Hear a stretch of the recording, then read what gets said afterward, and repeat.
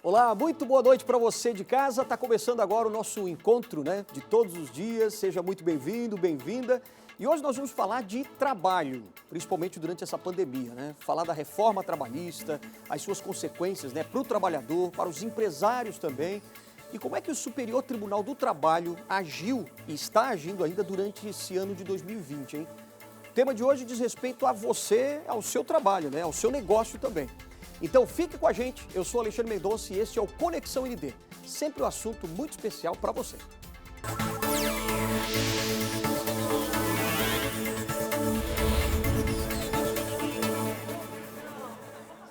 E você já sabe que terça-feira é dia de Paulo Alceu e o convidado especial dele, Paulo Alceu já está aqui com a gente. Como é que você está, Paulo? Muito boa noite para você. E eu já gostaria aqui de chamar também o nosso convidado especial, que é o ministro do Tribunal Superior do Trabalho, doutor Alexandre Luiz Ramos. Seja muito bem-vindo também, doutor. Muito obrigado, uma ótima noite. O prazer é todo meu. Um grande abraço para o meu querido amigo Paulo Alceu e para todos que nos ouvem e escutam. Maravilha. Paulo, vamos justificar esse assunto de hoje, E a sua primeira pergunta também para o ministro. Tá, boa noite, Alexandre. Boa noite a todos vocês que nos acompanham aqui no Conexão ND. E hoje eu estou muito feliz porque participa do programa não só o ministro do Tribunal Superior do Trabalho, mas um amigo que eu guardo com muito carinho no coração.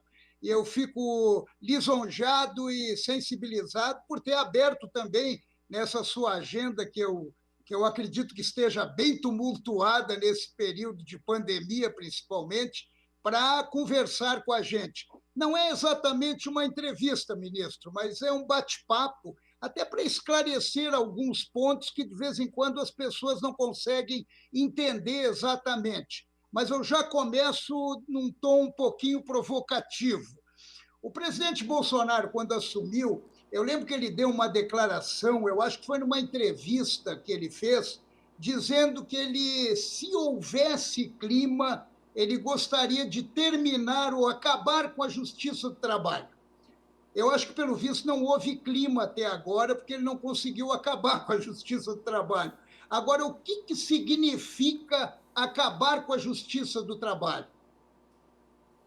Paulo, é uma satisfação toda minha poder reencontrá-lo, também meu dileto e querido amigo do coração, e uma das razões pelas quais eu gosto de ir a Florianópolis e conversarmos, trocarmos ideia, analisar o cenário de Santa Catarina e do Brasil.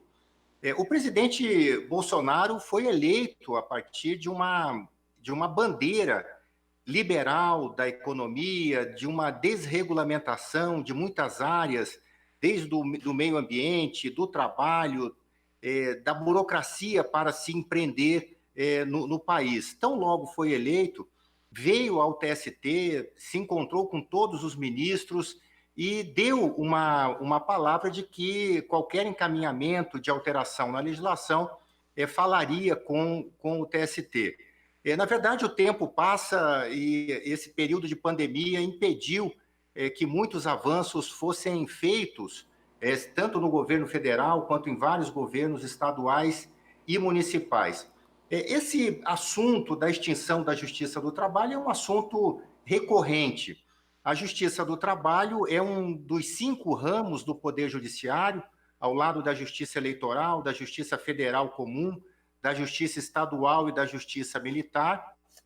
Sua competência diz respeito a grande parte dos cidadãos brasileiros, porque a maioria da população brasileira depende do seu trabalho, seja o trabalho subordinado, seja o trabalho autônomo, sem subordinação, depende do trabalho para sobreviver. E se não for a Justiça do Trabalho em si, como um ramo autônomo do Poder Judiciário, outra justiça terá que assumir essa competência de solucionar os conflitos entre trabalhadores e empregadores. Isso pode ser feito pela Justiça Comum ou pela Justiça Federal. Claro que até agora foi uma intenção da sociedade, por isso que os governos não fizeram esse encaminhamento, a uma intenção da sociedade de manter um ramo autônomo, especializado para dizer dos direitos dos trabalhadores e dos empresários nessa relação jurídica, que é uma relação que passa por profundas transformações tecnológicas, materiais, mas que ainda merece uma atenção especial do Estado. Apesar da nossa amizade, eu vou manter aqui um certo formalismo. Eu estou conversando com o ministro do TST. Então, eu queria colocar mais um pouco sobre esse assunto o assunto da extinção da Justiça do Trabalho. Eu lembro que em 1997 teve, inclusive, uma PEC que foi para o Senado, foi discutido para, de repente, transferir os juízes e os servidores para a justiça comum. E depois, mais tarde, teve em 2004, se eu não me engano, também voltaram a discutir isso e acabaram até aumentando aumentando o trabalho e as competências da Justiça do Trabalho. Agora, eu não consigo entender exatamente qual é o motivo que tem de eles sempre focarem na Justiça do Trabalho no sentido de querer acabar. E daí eu volto lá naquela história, doutor Alexandre, sobre juízes classistas. É esse é esse, de repente, o sentimento dentro do Congresso? Paulo, de fato, você fez uma retrospectiva perfeita. Houve um movimento, inclusive pelo ACM na época, que era o presidente do Senado, de encaminhar a extinção da Justiça do Trabalho. Isso volta e meia entra em pauta, muitas vezes mais por um desconforto pessoal de quem propõe do que por uma análise republicana institucional. E aqui eu não estou dizendo que a Justiça do Trabalho seja um órgão do Poder Judiciário imune a críticas, seja uma justiça perfeita, longe disso. Mas daí a encampar projetos de extinção sem uma discussão social densa, me parece que não é este o caminho. De fato, a emenda constitucional 45 procurou ampliar, pelo menos do ponto de vista formal, a competência da Justiça do Trabalho, retirou aquela relação entre empregado e empregador, aquela relação subordinada clássica da consolidação das leis do trabalho, da CLT, e procurou tratar na Justiça do Trabalho a partir da relação de trabalho, quer dizer, um conceito muito mais amplo. Claro que a emenda constitucional 45 também atribuiu ao STJ decidir, na sua grande maioria, os conflitos de competência, o que tem gerado um esvaziamento da competência da Justiça do Trabalho, ou seja, aquela promessa da emenda constitucional, na prática, não se realizou. E o Supremo também, em várias decisões, em controle concentrado, em tema de repercussão geral, tem sinalizado por um esvaziamento também, ou uma não concretização dessa ampliação da competência da Justiça do Trabalho. Trago como exemplo o que foi decidido na DC 48, que diz respeito ao transportador autônomo de carga. O Supremo assentou a constitucionalidade dessa lei e reafirmou que é uma relação de direito comercial e, logo, não é uma relação submetida à Justiça do Trabalho. Também, recentemente, num tema de repercussão geral, definiu que o representante comercial autônomo está submetido também a uma relação não trabalhista e a competência para dizer de sua validade é da justiça comum. E esses são só alguns exemplos. Agora, o que me parece importante pontuar é que a Justiça do Trabalho, como todo órgão do Poder Judiciário, aplica aos conflitos de interesses que lhes são submetidos a legislação vigente. E aí que eu acho que nós podemos fazer uma crítica também republicana, evidentemente, de que talvez a legislação que cabe ao Congresso Nacional atualizar, revogar, enfim, com a participação, evidentemente, do Poder Executivo, que pode encaminhar as propostas, pode estabelecer vetos, enfim, editar medidas provisórias, quando for o caso, que são as autoridades do Estado eleitas pelo povo. Então, mas ao Poder Legislativo cabe atualizar a legislação. Tem procurado fazê-lo, mas a realidade, como nós constatamos, é muito mais veloz do que a regulamentação que o Poder Legislativo pode editar. Doutor Alexandre, eu gostaria de entrar agora num assunto bem delicado, que é a reforma trabalhista. Assunto delicado no sentido da expectativa. Quando ela foi, eu lembro que quando ela começou a ser discutida e começou a ser votada no Congresso, muitos juízes do trabalho se rebelaram, não fizeram uma corrente contra a reforma trabalhista. E eu recordo na época que o presidente do TST era Ives Gandra Filho, se eu não me engano, e ele até disse, olha, vamos começar a pensar diferente, porque, de repente, eles acabam com a justiça do trabalho. Agora, eu pergunto, deu para assimilar, deu para resolver, e essa reforma trabalhista ela veio para, segundo aqui fora, nos traziam a informação de que ela vinha para aumentar o emprego, para ter mais garantias para o empregador, para ter também garantias ao empregado, mas, na verdade, isso se tornou realidade ou ainda não? Paulo, essa é uma questão muito complexa.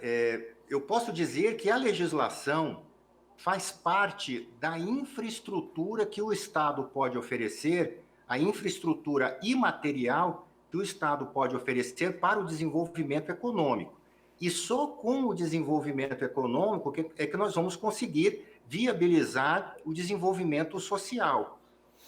O direito procura dar, e isto é um princípio constitucional, segurança jurídica e previsibilidade para quem trabalha, e é importante que nós tenhamos a perspectiva de proteção ao trabalhador, isso é um princípio constitucional e é um valor ético cristão, enfim, mas também nós precisamos dar previsibilidade e segurança jurídica para quem investe ou empreende. Eu tenho dito que se o Estado não viabiliza essa infraestrutura de segurança jurídica no mundo negocial, isso aumenta a taxa de risco. E há, evidentemente, institutos, empresas, indicadores que apontam o risco dos mercados. E quanto maior o risco, maior quem se propõe a investir dinheiro vai buscar um spread maior, ou seja, uma taxa de retorno do investimento compatível com esse risco. Essa é uma regra do mercado e que não há direito que possa resolver isso. Então, assim, em primeiro lugar, a reforma trabalhista veio com uma perspectiva de atualizar o direito do trabalho da década de 40. Quer dizer, a sua estrutura ainda, a sua espinha dorsal é da década de 40, numa realidade brasileira completamente diferente da que nós vivemos hoje. A reforma trabalhista também, me parece que este é um ponto fundamental de pontuar, procurou seguir uma tendência do Poder Legislativo, que se expressou em vários outros diplomas legais, não só da área trabalhista, mas na área processual, na lei de defesa às pessoas com deficiência, enfim, uma série de outras legislações, procurou prestigiar a autonomia da vontade, que é um anseio da sociedade hoje. Hoje nós vivemos movimentos identitários. As pessoas hoje querem manifestar a sua opinião, querem ter protagonismo, querem escolher, desde do plano da sexualidade, do relacionamento, inclusive da estética, se vão ter cabelo pintado de uma cor ou de outra, se vão se vestir de um jeito ou de outro. Então, assim, nós vivemos um estado da arte que é um estado que busca a autonomia da vontade. E a reforma trabalhista, em inúmeros dispositivos, prestigiou isso. A negociação direta entre empregado e empregador, prestigiando a autonomia da vontade. Evidentemente que daí a gerar abertura automática de empregos há um grande caminho, e a experiência revela que não se cria emprego por decreto, ainda que a legislação, repito, seja uma infraestrutura importante para viabilizar esta segurança jurídica no que for estabelecido entre o empregado e o empregador. porque o que não pode acontecer é algo que ainda existe hoje em menor incidência, inclusive por conta da reforma trabalhista, que responsabilizou um pouquinho o acesso à justiça do trabalho. O que não poderia haver é uma insegurança de tal forma que quem contrata só saiba o quanto vai custar o contrato de trabalho depois que ele termina e o empregado entra na justiça e discute, enfim, descumprimentos e dúvidas legítimas ou nem tanto sobre a sua relação de trabalho. Então, é preciso que haja segurança, tanto para quem vai trabalhar e vai ficar ciente de quanto vai receber e vai concorrer com a sua vontade para isso, mas também para quem contrata e empreende. Então, este é um valor importante a se preservar. Agora, ministro, tem uma curiosidade também, porque a Lei de Liberdade Econômica, né, que foi sancionada há pouco tempo, ano passado, se não me engano, de uma certa forma ela tem alguma relação também com as leis trabalhistas, né? Eu gostaria que você falasse, até porque a Lei de Liberdade Econômica nasce com a questão, com a vontade, né, de desburocratizar um pouco essa relação de trabalho, principalmente. Como é que o senhor pode ligar uma ideia na outra, a Lei da Liberdade Econômica com as leis trabalhistas? Mas o senhor vai me responder daqui a pouquinho, tá? Depois do intervalo. A gente volta daqui a pouquinho com Conexão ND, com Paulo Alceu e também o ministro do Tribunal Superior do Trabalho, Alexandre Ramos. Voltamos rapidinho.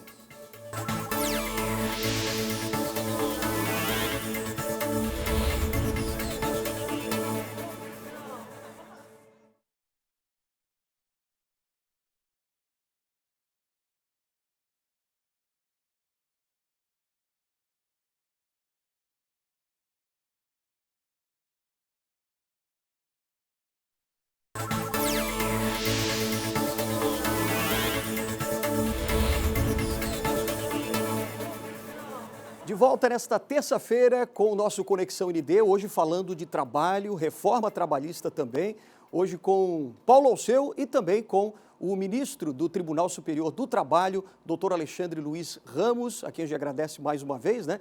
Agora no intervalo, ministro, eu fiz a seguinte pergunta, né?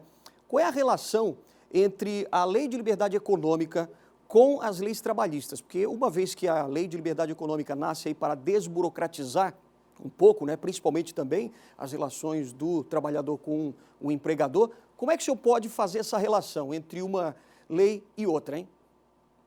Essa foi uma excelente lembrança que reflete esta tendência que o Congresso Nacional tem manifestado de procurar viabilizar o desenvolvimento econômico. A Lei de Liberdade Econômica também está nessa esteira, procura prestigiar a desburocratização, a boa-fé, a intervenção do Estado naquilo que é essencial.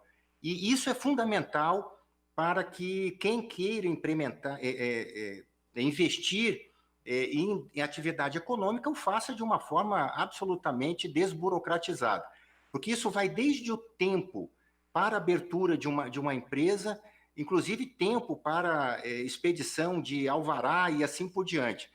Um exemplo que eu trago aqui do Distrito Federal, que foi implementado inclusive na esteira dessa Lei de Liberdade Econômica, foi, por exemplo, de expedição de alvará de construção, que demorava 3 a 6 meses para que órgãos do Estado pudessem analisar o projeto, ver a sua conformidade com o código de posturas e assim por diante, o que é essencial.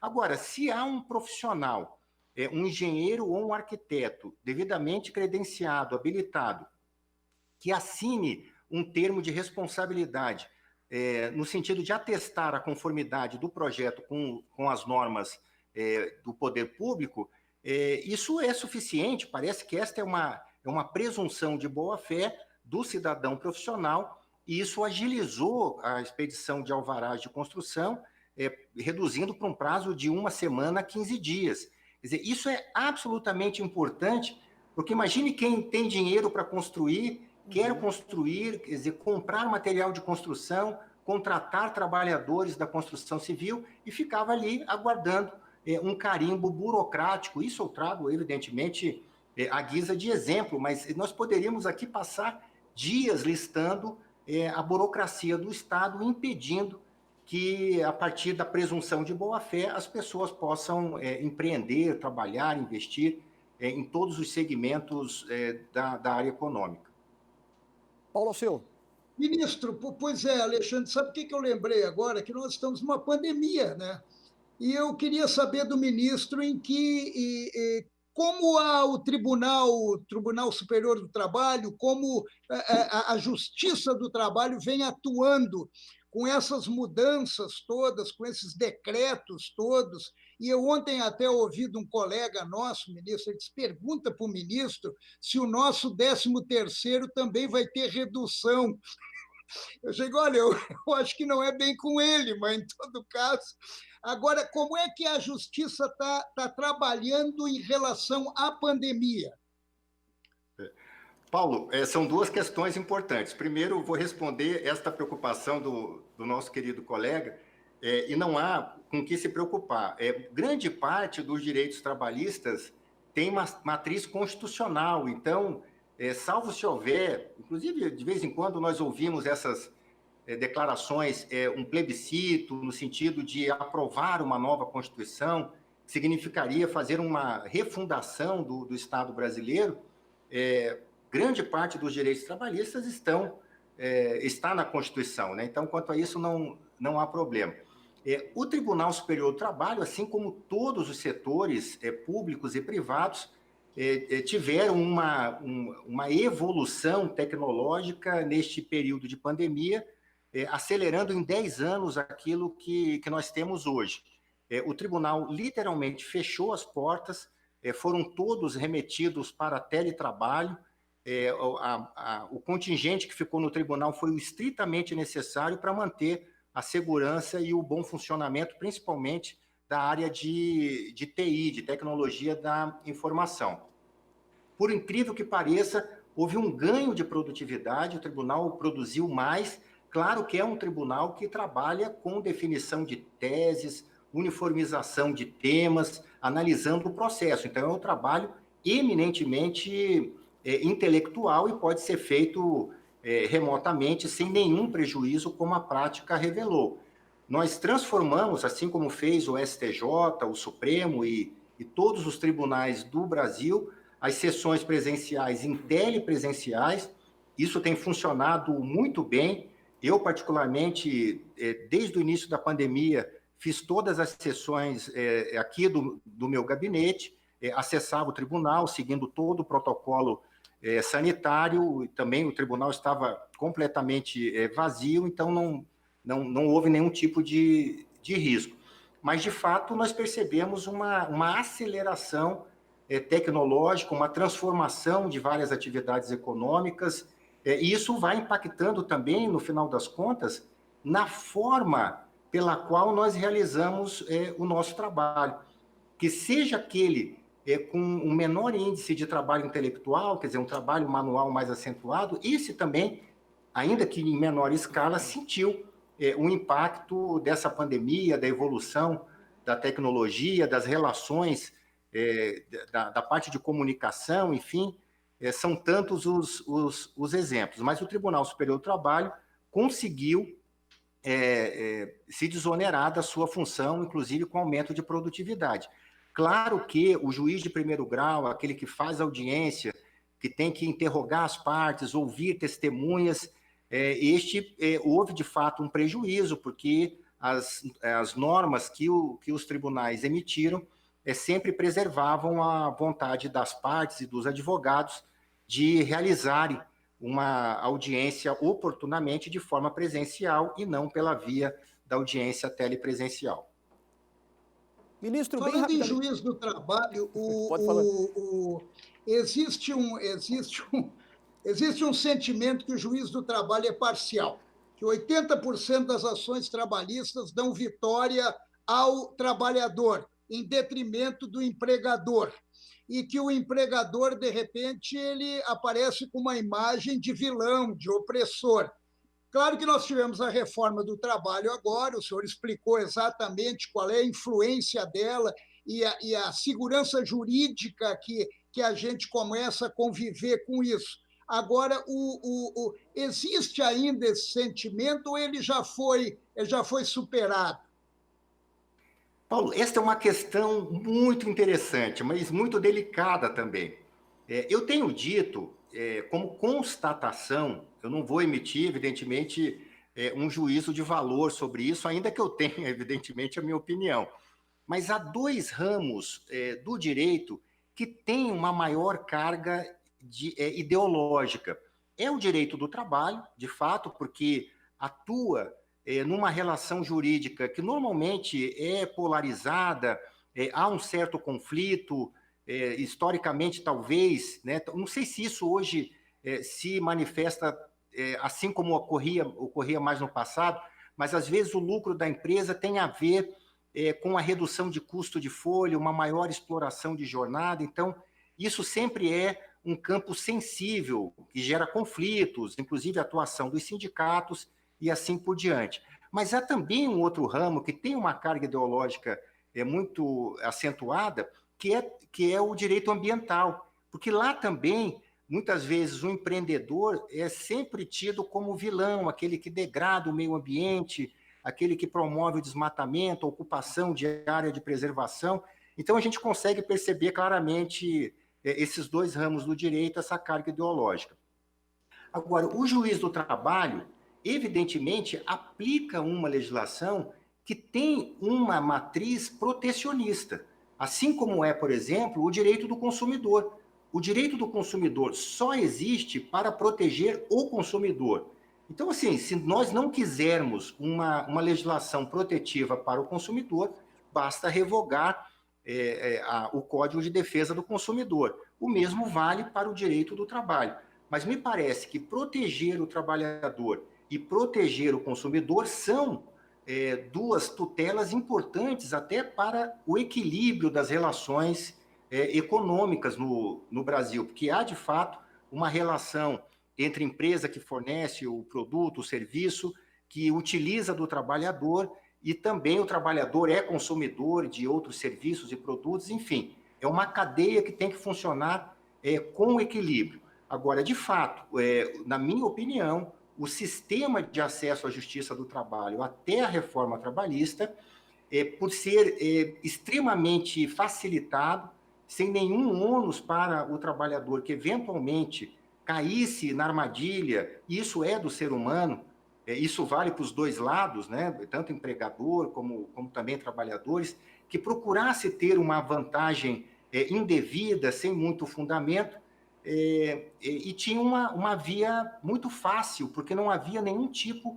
de ônus, de responsabilização. A reforma trabalhista procurou estabelecer um freio nisso, procurou estabelecer uma análise ética do acesso à justiça e nisso fez uma valorização da advocacia, porque antes o advogado era um mero transmissor desta vontade do trabalhador, ou muitas vezes do empresário, de ter um acesso indevido à justiça do trabalho. E agora o advogado tem que fazer um filtro, um pré-julgamento das demandas que lhes são submetidas pelas partes, empregado ou empregador. E só a partir desta análise técnica é que ele vai propor ação ou vai apresentar uma contestação, não se limitando a reproduzir ipsis literis, né, tudo aquilo que a parte vem e lhe diz. Então, houve uma valorização da advocacia. Agora, claro, toda valorização traz em si um melhor preparo técnico, uma qualificação